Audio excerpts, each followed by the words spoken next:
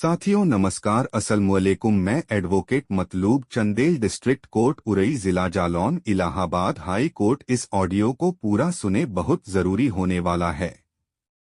जमीन की रजिस्ट्री के लिए जरूरी दस्तावेज बदले, नई लिस्ट जारी। Land register rules 2026। अगर आप इस साल जमीन खरीदने या बेचने का इरादा रखते हैं तो पहले इन बातों को ध्यान से पढ़ लीजिए। केंद्र और राज्य सरकारों ने वर्ष 2026 में भूमि पंजीकरण प्रक्रिया में व्यापक सुधार किए हैं।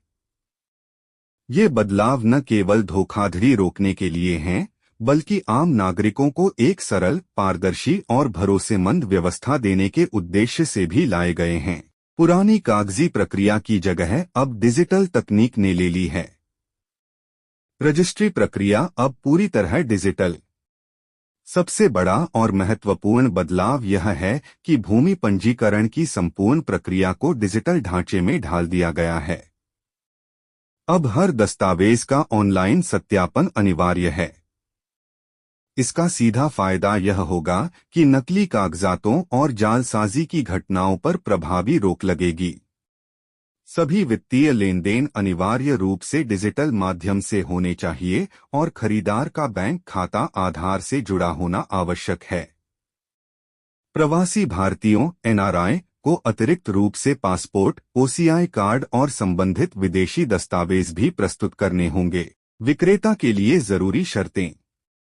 भूमि विक्रेता को यह सिद्ध करना होगा कि वह संपत्ति का वैध और एकमात्र स्वामी है।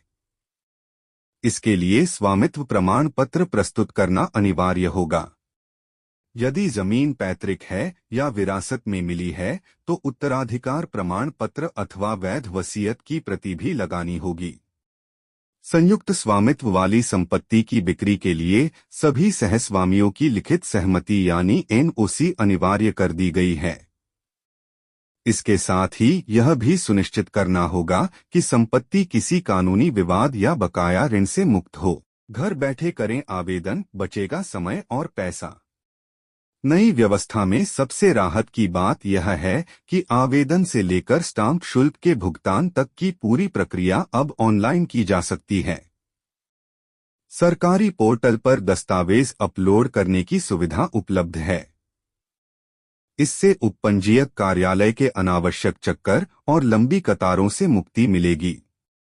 इन गलतियों से रहें सावधान।